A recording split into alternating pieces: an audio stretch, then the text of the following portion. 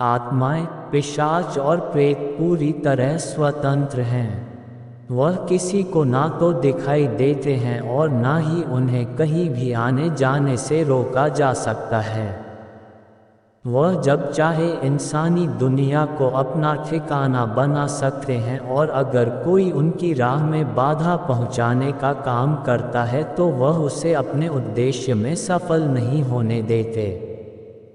खंडहर हो चुकी इमारतों और श्रापित जगहों पर तो रूहों का कब्जा होता ही है, लेकिन इंसानी जीवन का अंतिम पड़ाव कहे जाने वाले कब्रिस्तान में इनका आना जाना कुछ ज़्यादा होता है।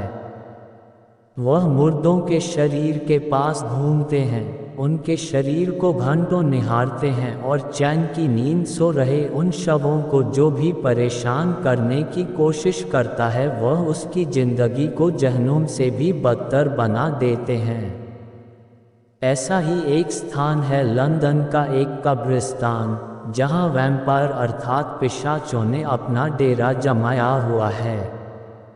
लंदन स्थित हाईगेट कब्रिस्तान में स्थानीय लोगों ने हर रात पिशाचों को अपना डेरा जमाए देखा है।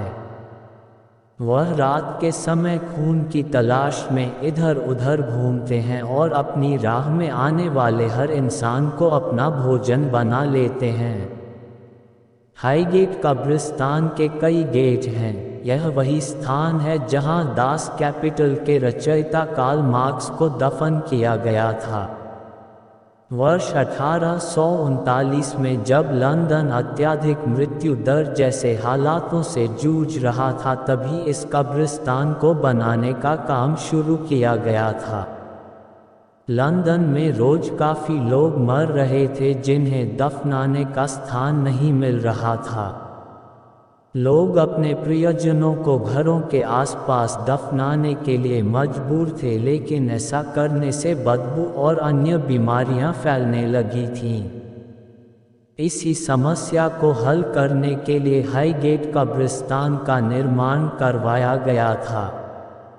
हाईगेट कब्रिस्तान में ना जाने कितने मृत लोगों के शरीर दफन हैं, जिनकी रूहें अकाल मृत्यु के कारण इस स्थान पर अपना डेरा जमाए हुए हैं।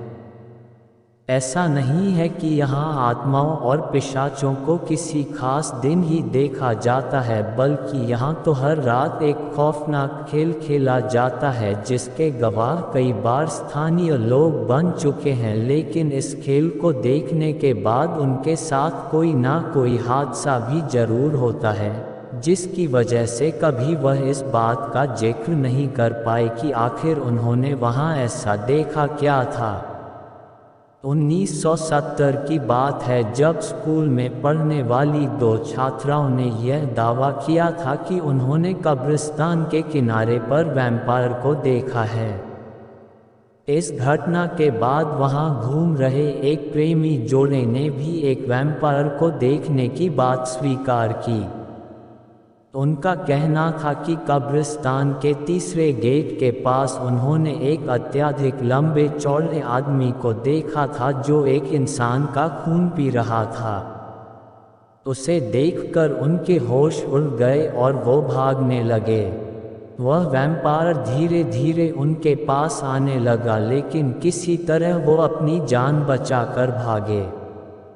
इस घटना के बाद कई अन्य लोगों ने भी वैम्पायर को घूमते फिरते देखा है, इसीलिए आज इस स्थान पर किसी शव को दफनाया नहीं जाता और न ही इस स्थान पर कोई आता जाता है।